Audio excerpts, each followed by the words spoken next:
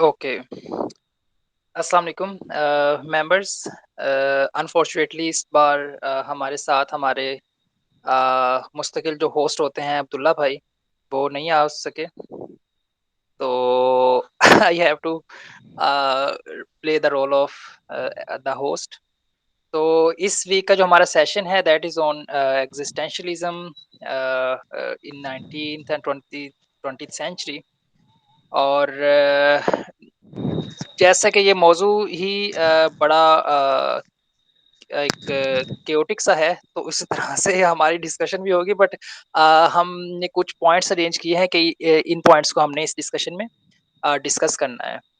तो let's start कि existentialism है क्या, whether that is a specific set of doctrines या ये कोई और चीज़ है, और फिर इसमें कौन-कौन से इंटेलेक्चुअल्स ने इसकी काज़ बनी, इसको इनिशिएट किया, लेके चले, और एग्जिस्टेंशलिज्म जो है उसके मेन कांसेप्ट्स क्या हैं, और अ, मौजूदा माशरे के अंदर ये कैसे रिलेट करता है।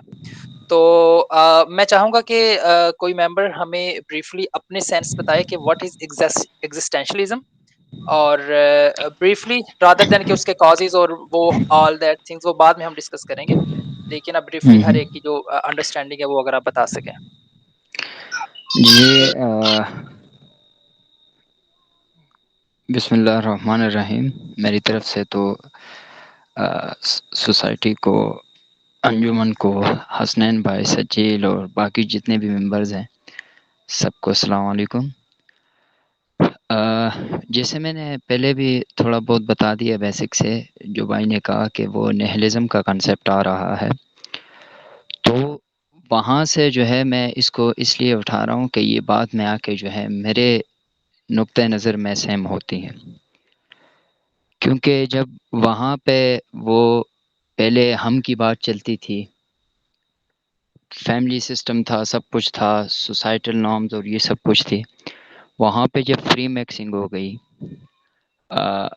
डिसइंटीग्रेशन ऑफ वैल्यूज़ हो गई, ब्रेकअप फ्रॉम फैमिली सिस्टम हो गया, सोसाइटी एकदम चेंज हो गई। क्योंकि इन्होंने तो ये रिलीजन अपना छोड़ चुके थे और साइंस पे बिलीव करना स्टार्ट कर लिया था इन जी लोगों ने।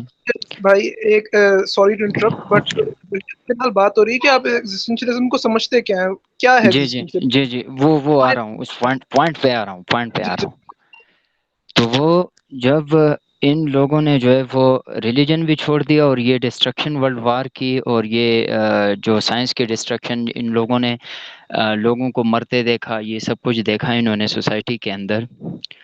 तो ये लोग जो है ये फिर स्पिरिचुअल सेटिस्फेक्शन के लिए ये वाइन और सेक्स की तरफ गए। वहाँ पे गए तो वहाँ से इनको मतलब स्पिरिचुअल सेटिस्फेक्शन मिलती थी, लेकिन वहाँ पे उनके बाद ये डिस्ट्रक्शन के बाद इनके अंदर जो है वो अनाइयत का आंसर जो है वो पाया गया।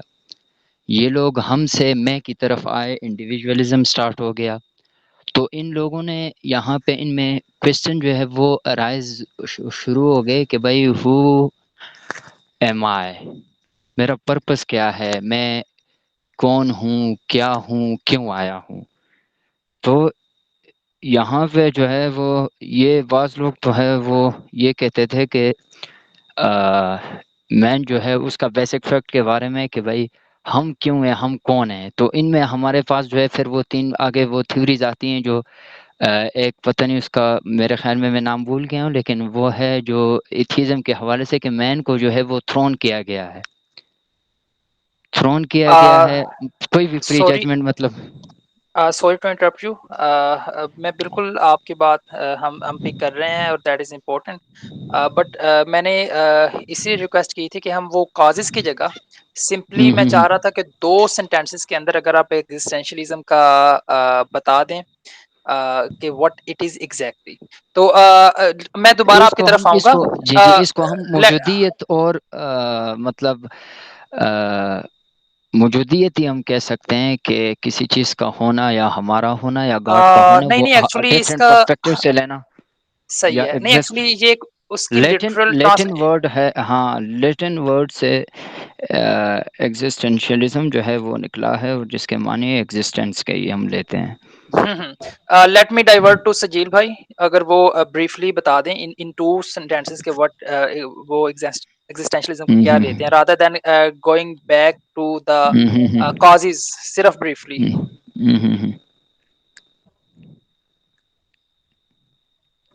एग्जिस्टेंशियलिज्म का जो है समझाने के लिए तो एक जुमला काफी है कि एग्जिस्टेंस प्रीसीड्स एसेंस। ये पूरी एग्जिस्टेंशियलिज्म की डिफाइन को जो है वो एक सेंटेंस में आप बंद कर सकते हैं, यानी कि जो है जो वजूद है वो जो है जौहर से पहले है, यानी कि इंसान का मकसद है या कि इंसान जिस टेक्नोलॉजी से साथ पैदा हुआ है या वो ऐसी कोई भी चीज़ नहीं है, ठीक है। इंसान का वजूद पहले आया है और इंसान का एसेंस क्या है, इंसान ने किस एक्चुअलिटी की तरफ बढ़ना है, वो इंसान खुद बाद में डिसाइड करेगा।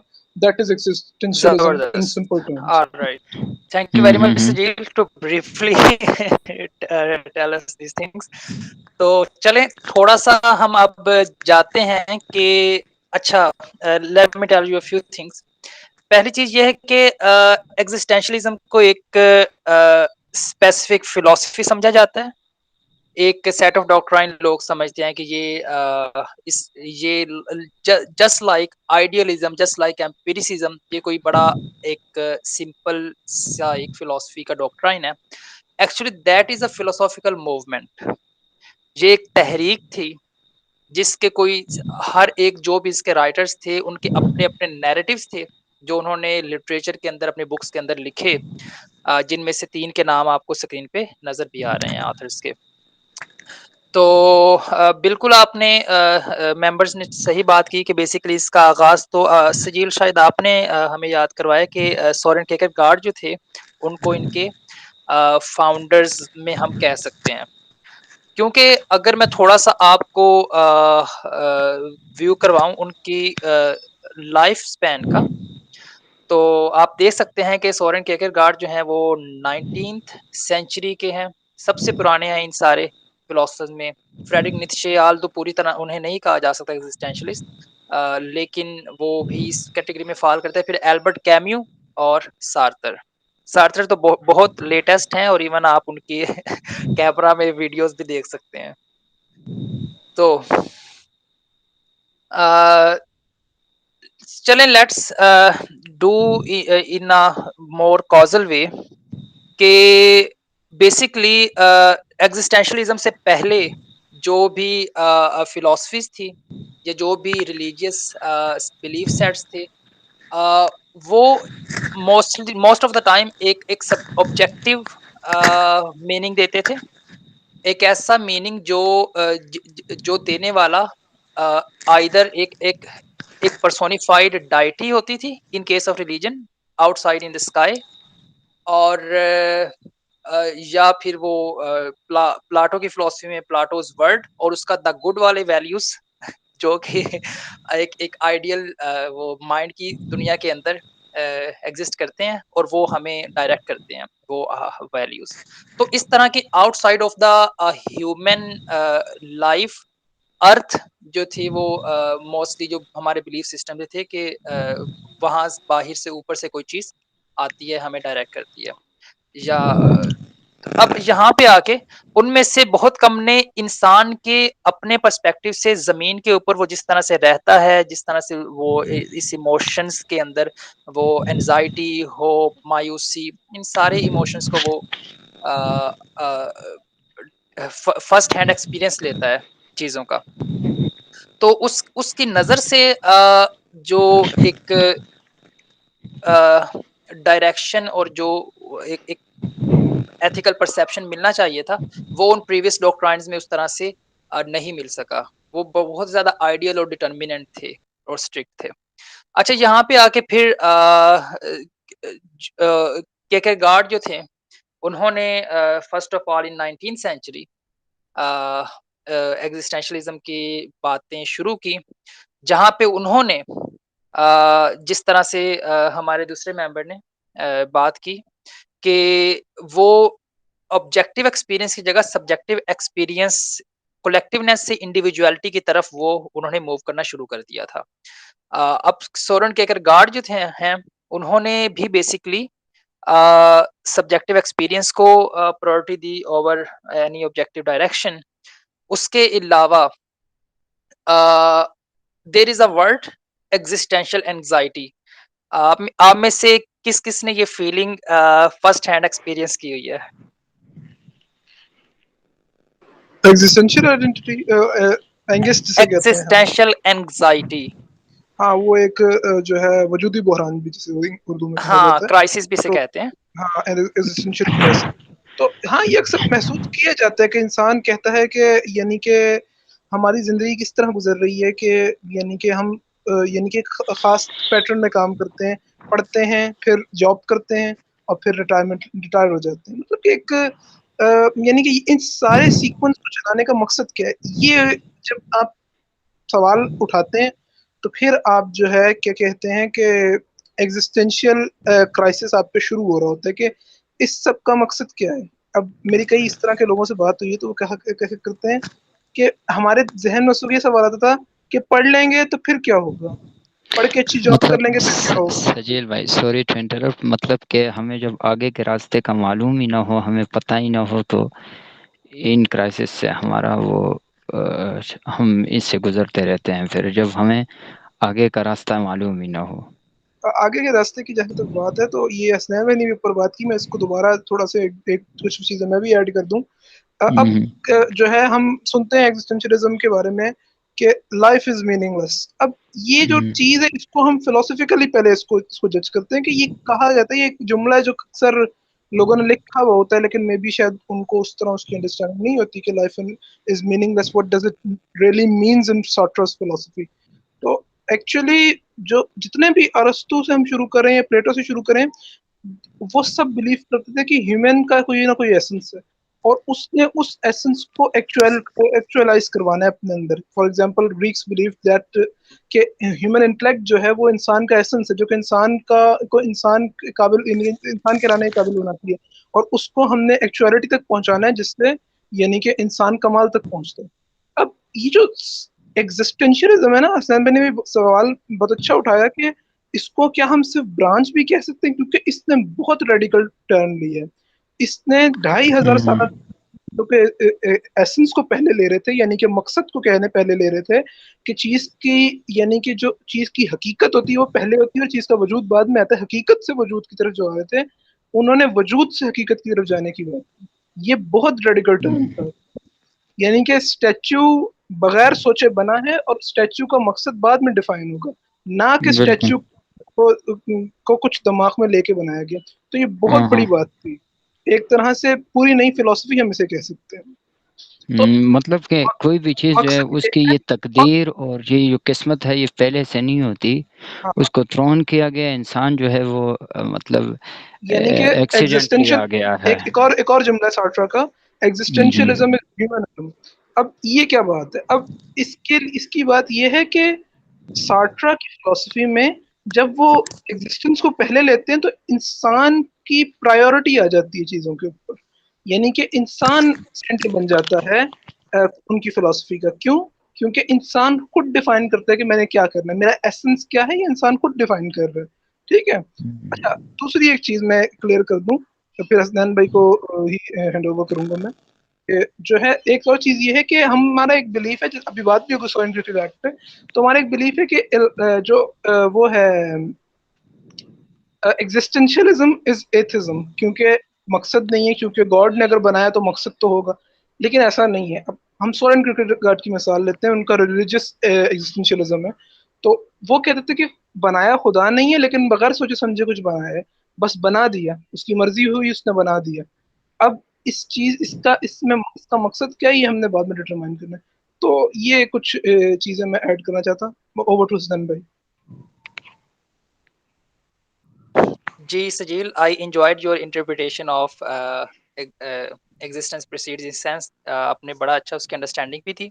और फिर वो सोरेन केरकेगार्ड की जो रिलीजियस एग्जिस्टेंशलिज्म है वो भी आपने उस पे बात इनिशिएट कर दी। तो बेसिकली उन्होंने let's go back to the existential anxiety वाली, जहाँ से अभी हमने ब्रेक ली थी। तो वो अच्छा, सॉरी टू आस्क, जो हमारे दूसरे मेंबर, अगर उनका मुझे नाम मालूम हो जाए तो कन्वर्सेशन बेटर हो जाएगी।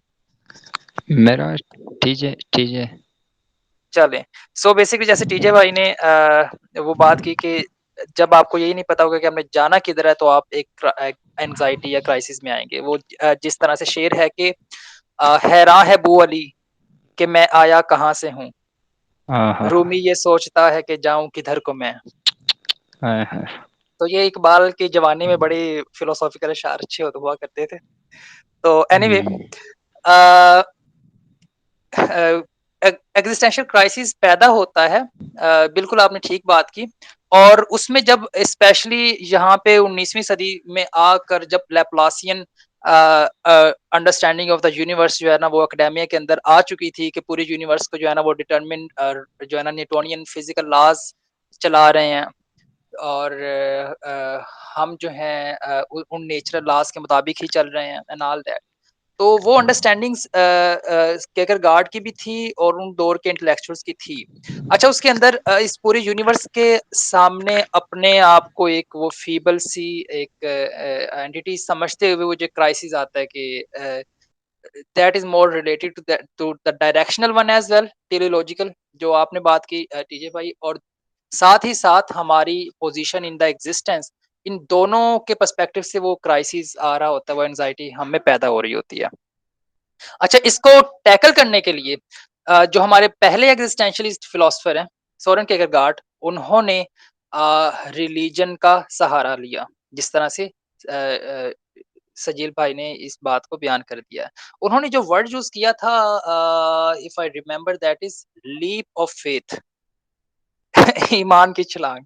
बेसिकली जिस सेंस के अंदर उन्होंने ये कहा कि इस चीज़ को साइड पे रखें कि मज़हब जो है वो ऑब्जेक्टिवली ट्रू है या नहीं है।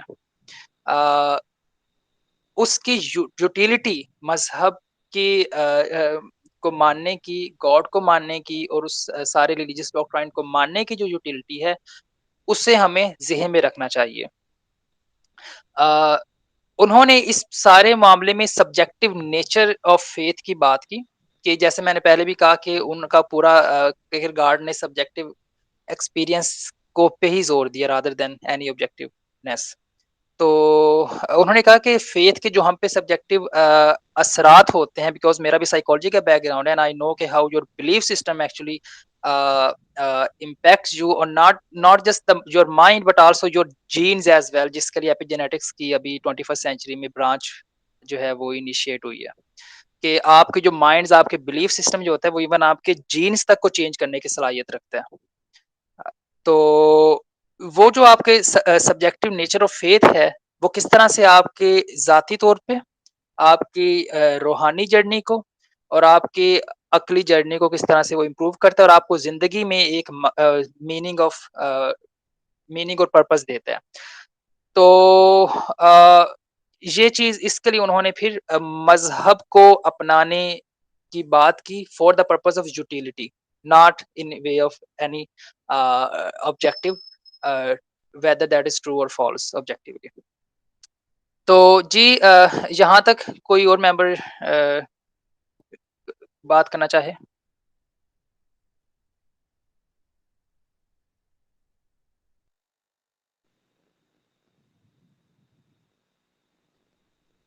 ओके, सो जी, जी। हसनैन भाई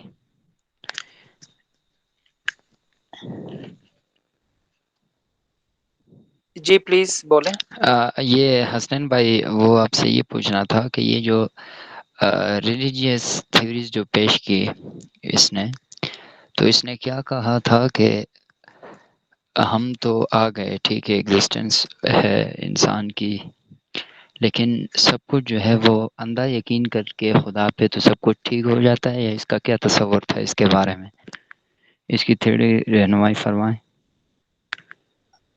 जैसे मैंने पहले बताया कि कियरकेगार्ड वो जो भी रिलीजियस डॉक्ट्राइन्स माज़ी में आ रही थी, उनकी यूटिलिटी को यानी कि उनकी अफ़ादियत को वो बेसिकली कहते हैं कि अगर हम उनको मानेंगे, तो उससे हमें एक वो जो टर्बुलेंस होती है आपकी लाइफ़ में, कि आप स इनर डायरेक्टेड नहीं है, आप खुद से फैसले नहीं कर सकते, खुद से अपनी एथिकल वैल्यूज़ डिटरमिन अगर नहीं कर सकते, तो आपको एक रेडीमेड जो है ना वो set of values, ethics, rules, meaning आपको मज़हब जो है ना वो एक पूरे पैकेज में आपको दे देता है। तो बेसिकली ये इसकी इन्होंने बात की कियरगार्ड ने कि इस रिलीजियस एक्जिस्टेंशलिज्म की इन्होंने बात की कि whether there hmm, is meaning और not you hmm, should follow religion और उसमें भी उन्होंने कदगन नहीं लगाई, it is upon your choice कि आप मज़हब को मानते हैं या नहीं मानते। हुँ, हुँ। असल में इन लोगों ने तो ये इस वजह से पेश की क्योंकि साइंस से पहले जो है वो कुदरती करिश्मात, वो मेटाफ़िज़िक्स जो है, वो उनकी इमदाद जो है मेरी नज़र में वो इंसान के साथ थी। लेकिन ये दौर लास्ट में ऐसे आ गया था कि यहाँ पे जो है वो आसमानी जो जितने जवाहिर थे वो इंसान से कट गए रवाबित तो इसीलिए जो है वो हम इस तरफ थोड़े आ गए। बेसिकली वो जो मौज़ात वाला मामला ले रहे हैं, उन्हें मेटाफ़िज़िकल अ, की जगह that is more relevant to कि उस वक़्त हम अ, चीज़ों की मैकेनिक कॉज़ एंड इफ़ेक्ट को नहीं अंडरस्टैंड कर पाते थे, तो इसलिए वो मौज़ात की इंटरप्रिटेशन करते थे। टेक्निकल वे में मेटाफ़िज़िकल जो चीज़ें होती हैं वो थोड़ी-सी अलग होती हैं कि जिन चीज़ों को हम एम्पिरिकली परसीव नहीं कर सकते, वो सारी डोमेन मेटाफ़िज़िक्स में आती है। Anyway coming to our point, उसके बाद एक्जिस्टेंशलिज्म जो प्रॉपर यानी कि जो इवन वर्ड भी यूज़ किया गया और जो एक तहरीक की सूरत में पिछली सदी में कियरगार्ड ने इसको अपनी राइटिंग्स में ये बातें करना शुरू कर दी थी। लेकिन वो कहते हैं कि हर बड़ी सोच के पीछे एक ट्रेजेडी होती है और एक्जिस्टेंशलिज्म के पीछे एक बड़ी ट्रेजेडी काज़ल जो थी, वो वर्ल्ड वार्स की भी थी। आप जानते होंगे कि ये इस पे लिखना शुरू किया गया था और बल्क में इस पे जो राइटिंग्स आई थी वो वर्ल्ड वार 2 के बाद की हैं। तो इवन नीशे ने भी बात की, नीशे ने भी इंडिविजुअल अ चॉइस की बात की और ओबरमंश का पूरा कांसेप्ट दिया कि जो अपनी वैल्यूज़ खुद डिटरमिन करता है, through inner direction and all that. जी सजील, आप कहाँ चले गए थे? I I was missing you. वो जरा गेस्ट आए थे तो वैसे से थोड़ी सी देर के लिए ओके, गया था, बस ओके, वापस आ ओके। गया। सो अच्छा, नाउ लेट्स मैं निशे को ज़रा स्किप करना चाह रहा हूँ एंड द रीज़न इज़ कि निशे पे हम किसी दिन प्रॉपर एक अलग सेशन रखेंगे। ल I think he should be skipped because his हाँ, या philosophy aligns more with nihilism than existentialism. हाँ, तो ओके, सो एल्बर्ट कैम्यू और जीन पॉल सार्टर पे हम बात करेंगे। So what do you know about absurdity? Absurdity यही है कि जिंदगी जो है या लाइफ जो है, यूनिवर्स भी कई लोग तो जो कॉस्मोलॉजिकल एब्सर्डिटी मानते हैं वो तो ये भी कहते हैं कि यूनिवर्स भी जो है वो यानी कि एब्सर्ड एब्सर्ड का मतलब ये है कि यानी कि कोई उसका कह लें कि अगर सादा जबान में बोलूं तो सर पैर नहीं है, कोई उसकी जो है हम उसकी सेंस नहीं बना सकते। स्टिल हमने सेंस बनानी है उसकी। ये कह लें कि सिंपल अल्फाज में अगर मैं आसान सी ज़बान में कहूँ तो सेंस कोई भी नहीं है, फिर भी हमने इसकी कोई ना कोई सेंस बनानी है। हमने ज़िंदगी वो उनकी किताब भी है कामियों की कि द मिथ ऑफ सिसिफस, तो जो है वो उसमें वो यही सिसिफस की बयान करते हैं कि one must imagine Sisyphus happy. हमें हुँ, ये हुँ, हुँ, हुँ। सोचने की ज़रूरत है कि सिसिफस खुश है। तो अगर हुँ, हुँ, उसे वो पत्थर पहाड़ पे ले जाके, चाहे वो नीचे गिर जाता है, उसको दोबारा पहाड़ पे ले जाके उसे खुशी मिलती है, hmm, that's hmm, his meaning of life.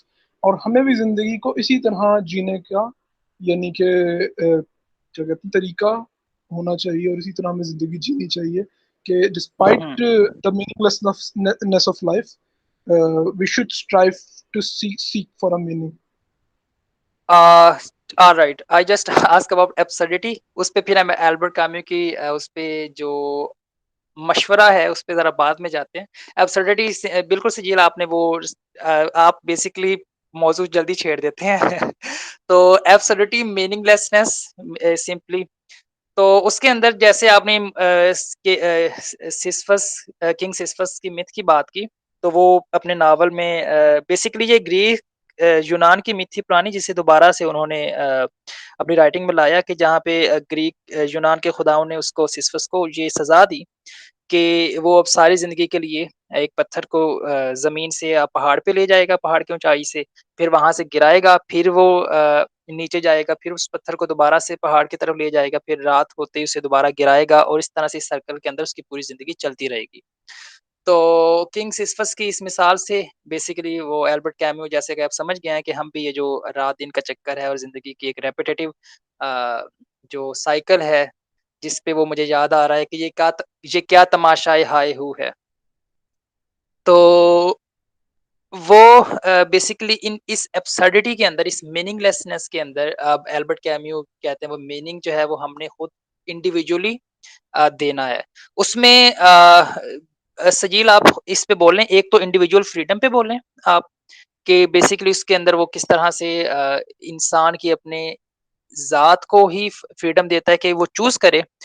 और फिर हम बात करेंगे कि आज़ादी तो ठीक है, लेकिन कहाँ तक आज़ादी? बिकॉज़ मैंने वो कहीं जुमला पढ़ा था कि एक शख्स की घूमती हुई लाठी किसी दूसरे इंसान की नाक पे आने से पहले रुक जानी चाहिए। तो फिर हम उस पे बात करेंगे। जी अब्दुल्ला सजील। जी जो है इंसान की आज़ादी, हाँ बिल्कुल, वो सार्ट्रा भी कहते हैं। वैसे तो का बात तो बेसिकली कामियों की हो रही है, लेकिन हम चलें सार्ट्रा भी करीब करीब कहीं है, तो वो जो है हम उनके भी थोड़ा सा उनका कोट में शेयर करूँ तो बात करते हैं। तो जो है उनका कोट है कि man is condemned to be free. इंसान को जो है आज़ाद होने का आज़ाद मिला है। तो जो है यानी इसका मकसद यही है कि इंसान हुँ, को बिल्कुल यानी कि एक जो है वो यानी कि आज़ाद है। आज़ादी मत अब जिस तरह अब दैट हसनैन इज़ भाई ने, नॉट अ ब्लेसिंग। हाँ, हाँ freedom is that not a blessing in हाँ from that is that not a angle. Blessing. यानी कि ये एक काफी बड़ी चीज है, जिम्मेदारी है एक तरह से कह लें आपके ऊपर कि आपने अपनी लाइफ के मीनिंग को डिटरमाइन करना है, और अगर आप नहीं कर पाए तो आप अपनी ही एग्जिस्टेंस के लिए खतरा बन सकते हैं। तो जो है इसके यानी कि, और अच्छा आपने जो एक मिसाल दी ना वो लाठी वाली, ये कांट का कोट है, ये गालिबन हाथ वाला, मैंने हाथ के उससे पढ़ा, आपने लाठी के उससे पढ़ा हुँ, हुँ। होगा। तो जो है ये मेरे ख्याल में ये लिबरल कॉन्सेप्ट ऑफ लिबर्टी पे अप्लाई होता है। यहाँ जो बात मेरे ख्याल में हो रही है वो फ्री विल की बात हो रही है कि इंसान कितना आज़ाद है अपने इरादे में। तो सार्ट्रा और ये काम्यू जैसे फलासफा जो हैं, इनका नज़रिया है कि इंसान मुकम्मल तौर पर आज़ाद है उसमें, यानी कि मतलब कि किस में आज़ाद है, यानी अपने कि चॉइस में हाँ लाइफ़ चॉइस को गुज़ारने में में, अपने आज़ादी है, वैल्यूज़ डिटरमिन करने में। अपनी वैल्यूज डिटरमाइन करने में। अब इस तरह फॉर एग्जांपल सार्ट्रा एक मिसाल देते थे, एक चाय पे के यानी कि टी के रेस्टोरेंट पे वो जाया करते थे। तो वहाँ वो एक वेटर था, तो उसकी वो मिसाल देते हैं, वो कहते हैं वेटर वेटर जो है उसको कस्टमर को देखते ही उसके चेहरे पे स्माइल आ जाती है, उसका उसके कदम बड़ी तेजी से चलते हैं, वो ज्यादा डिशेस पकड़ लेते हैं साथ, क्योंकि उसने एक्सेप्ट कर लिया है कि जो है उसकी जिंदगी का यही मकसद था। That's why he fits so well in that role. तो जो है यानी कि हम अपने आप को खुद ही अपने जिसको हम मकसद बना लेते हैं, हम उसको उसके मुताबिक ढालते हैं। इंसान की आज़ादी ये है कि इंसान कुछ भी हो सकता है, ठीक है। वो फिर सार्ट्रा कहते हैं कि ये आज़ादी जो है, ये अब उनकी मैं मार्क्सिस्ट जो उनकी टेंडेंसीज थी उनकी वजह भी बताने लगा हूँ कि वो मार्क्सिस्ट से ज्यादा कहते हैं कि ये इंसान की आज़ादी है, इस आज़ादी पर कतगल लगाया है सरमायादाराना माशरे ने, कि इंसान को रोजी कमाने के पीछे इस तरह लगा दिया है कि इंसान अपनी आज़ादी को फुली एक्सरसाइज नहीं कर सकता। तो जो है यानी कि वो इससे मार्क्सिज्म के सपोर्टर थे कि हर इंसान मुख्तलिफ तरह के एरियाज एक्सप्लोर कर सके बिना रोटी की फिक्र किए। तो ये भी उनका होता, तो यानी कि वो टोटल ह्यूमन फ्रीडम के कायल थे। और ये जो है ये जो एक एसेंस का वाला सिस्टम था जो कि पिछले फिलोसफर्स मानते आ रहे थे, उसके वो इनकारी थे। सही। सो आई जस्ट वाना आस्क यू कि क्या इंसान अगर मुकम्मल फ्री है, तो क्या वो नेचर के लॉज़ से भी फ्री हो सकता है? लॉज ऑफ नेचर यानी कि फिजिकल लॉज, जो फिजिक्स के लॉज हैं, आई डोंट थिंक सो कि हम फिजिक्स के लॉज से आजाद हो सकते हैं, जो है क्योंकि दैट्स व्हाट वी आर, हम मादा हैं, तो मादे के रूल से किस तरह आजाद हो सकते हैं। तो मैं नहीं समझता कि इंसान फिजिकल लॉज से आजाद हो सकते हैं। हाँ मतलब कि सोसाइटियल नॉर्म्स जो हैं उनसे आजाद हो सकता है, उनसे भी आज़ादी मुश्किल होती है। जिस तरह एक इंडिविजुअलिस्टिक सोसाइटी बनानी पड़ती है इस तरह की एनालिसिस, पहले हमारे जैसी सोसाइटीज में ऐसा नहीं हो सकता। तो जो है लेकिन उस तरह लॉज ऑफ फिजिक्स तो absolutely no chance at all. Okay, okay. Another thing is कि बेसिकली आपने जब कहा कि वो रोटी की तलाश में जो निकलता है तो वो एक कैद है। अब उसको उसको ज़रा बिग पिक्चर में देखा जाए, लेट्स सपोज़ एक इंडिविजुअल एक एक एक रहता है एक ऐसी जगह पे जहाँ पे कोई और नहीं है and he just he has to do a specific kind of physical movement कि जिससे उसे खाना मिले और वो सर्वाइव करे। तो ये एक बायोलॉजिकल लॉ की कैटेगरी में आप इसे कह लें। क्या इंसान इससे आज़ाद हो सकता है? यानी कि इंसान को जो खाने-पीने की ज़रूरियात हैं, इनकी बात कर रहे हैं आप?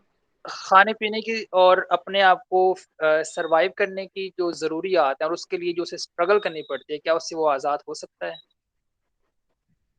देखिए हसन भाई, स्ट्रगल का जो एक सिस्टम है ना, मेरे ख्याल में वो जो है कैपिटलिस्टिक सोसाइटी ने बनाया है।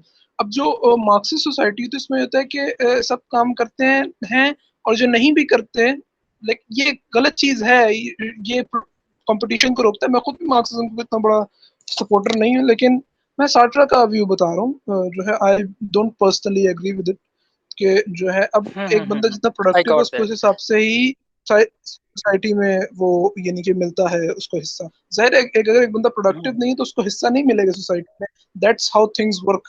तो जो है हाँ। मैं तो सार्ट्रा का पर्सनल व्यू नहीं है ये। हाँ, सो बेसिकली मैं काउंटर क्वेश्चन इसीलिए कर रहा था कि थोड़ा-सा हमें क्लैरिफाइड हो जाए। इसमें बेसिकली ये है कि इवन इन 21st सेंचुरी हम 2 तरह से इस चीज़ को रोक सकते हैं।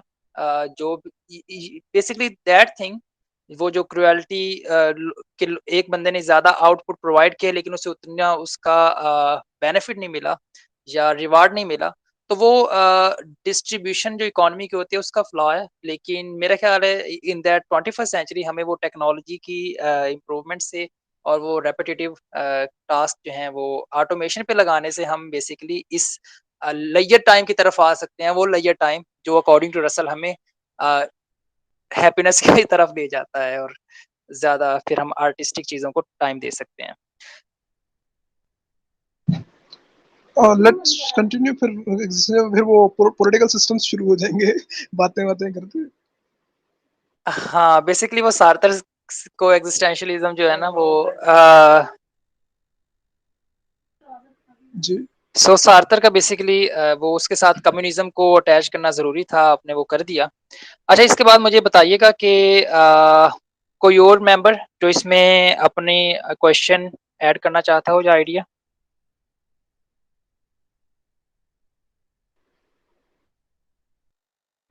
एनीवन? मेरे ख्याल में नहीं है कोई भी। हेलो? सार्थर के हवाले से सार्थर हो जाएँ या बाकी जो हमारे मेंबर्स वो इंटेलेक्चुअल्स हैं?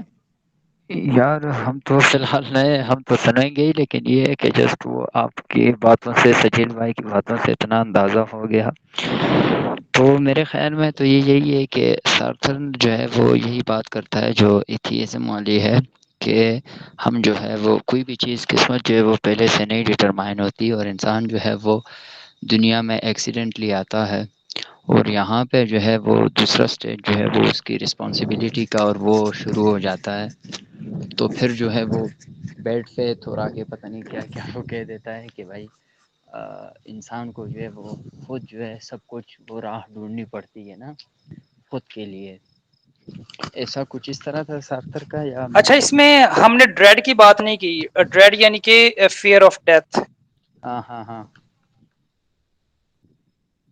वही तो मेरे ख्याल में वो पुराना एक तस्वुर बना हुआ है, लेकिन ये रिपीटेशन में नहीं हुई है, तो मुझे एक एक्सीडेंटली आ गया। मैंने कहा चलो आज का अच्छा, सेशन हम बेसिकली सुन लेते जो फ़ियर ऑफ डेथ है, इसको भी एक्जिस्टेंशियलिज्म की जो लिटरेचर में एक चीज़ तो ये है कि डेथ को एक बिल्कुल नेसेसरी चीज़ माना गया है और उसकी रीज़न उनके उस वक़्त की साइंटिफिक अंडरस्टैंडिंग भी थी और और इसको as a law of nature यानी कि पेश किया गया है और इसको just you have to accept death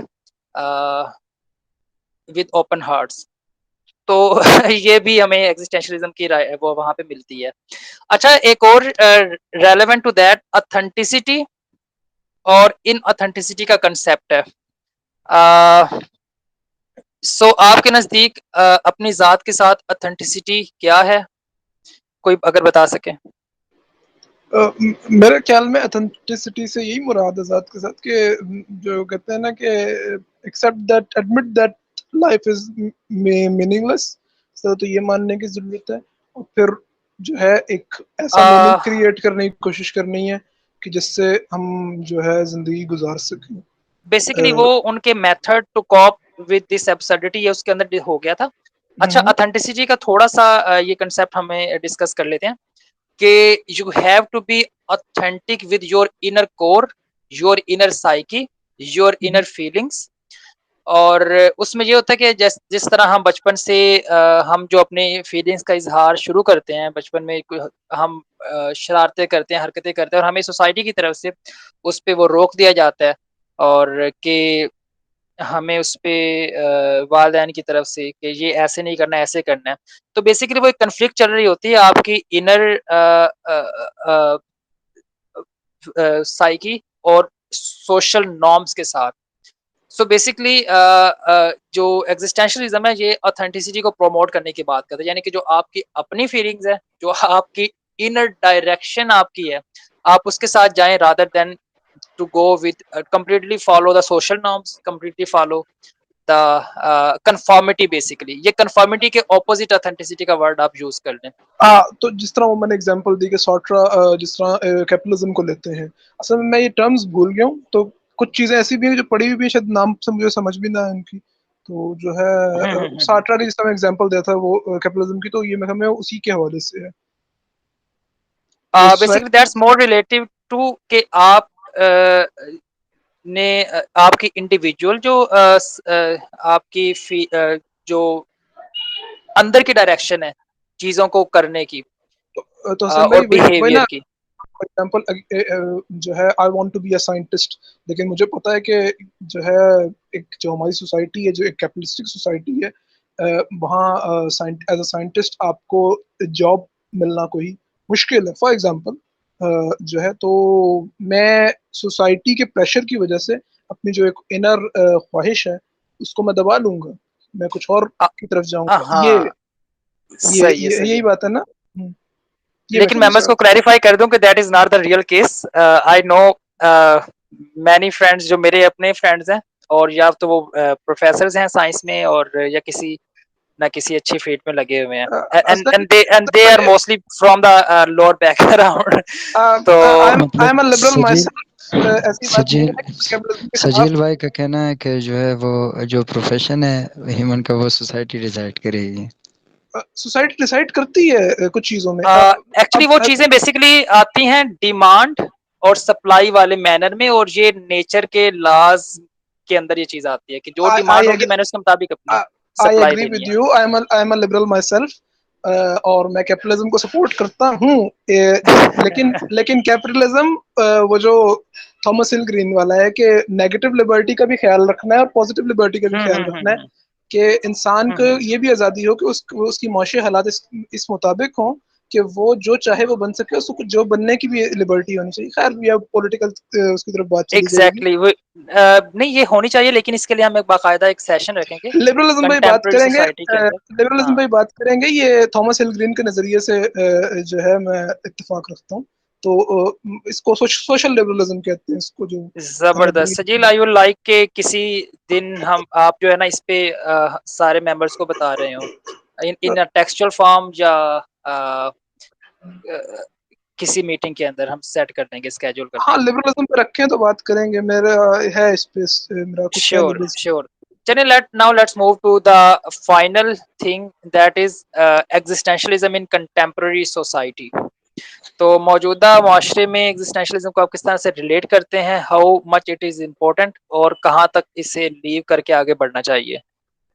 मेरे ख्याल में इसको जहाँ लीव करने की जरूरत है वो तो ये है कि आजकल तो हर तीसरा टीनेजर जो है वो यानी कि एग्जिस्टेंशियल क्राइसिस का शिकार हुआ है और मतलब कि वो सब कुछ छोड़ के बैठे हुए हैं कि पता नहीं क्या जिंदगी, मतलब it's important to take it as a philosophy, और उसके हमें जो उसके ऊपर क्रिटिसिज्म है, उसके खिलाफ जो इतनी 2500 साल तारीख है जिसमें एसेंस की बात की गई है, और जो उसके बाद आने वाली यानी कि बातें हैं, तो obviously like everything existentialism has its share of critics.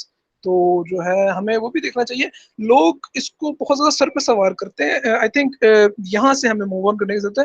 बाकी एक काफी मुनफरिद अंदाज है चीजों को देखने का, कि जिस तरह एक बहुत पुरानी रिवायत चली आ रही थी एसेंस से शुरू करने की, तो एक एग्जिस्टेंस से शुरू करना, that's a very radical turn.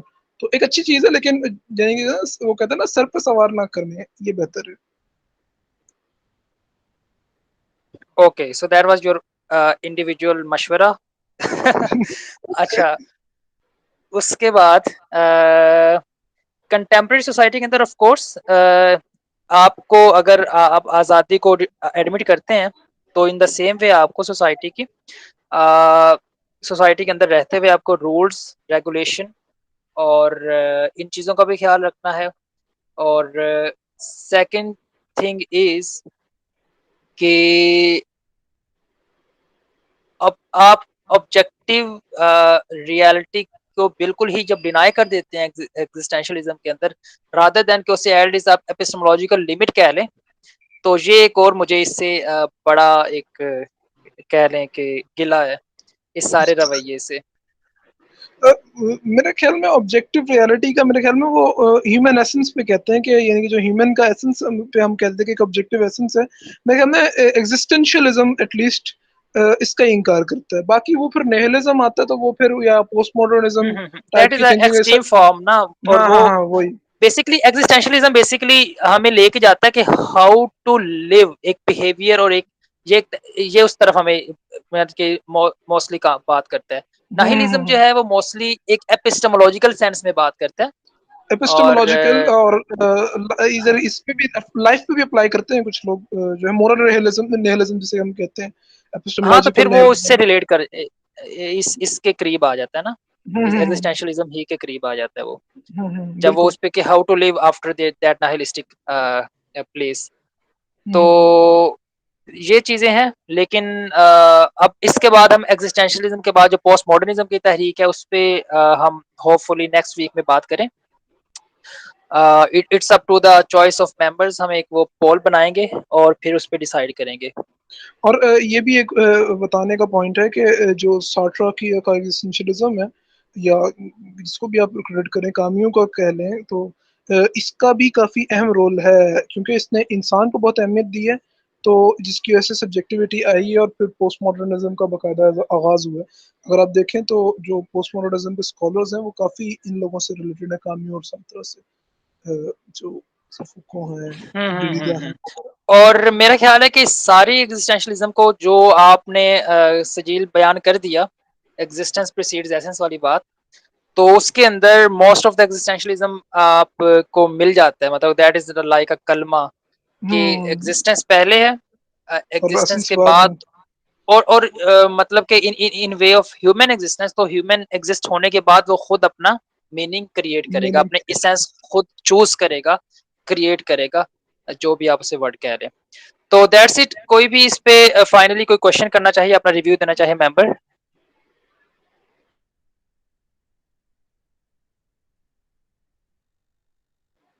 Anyone?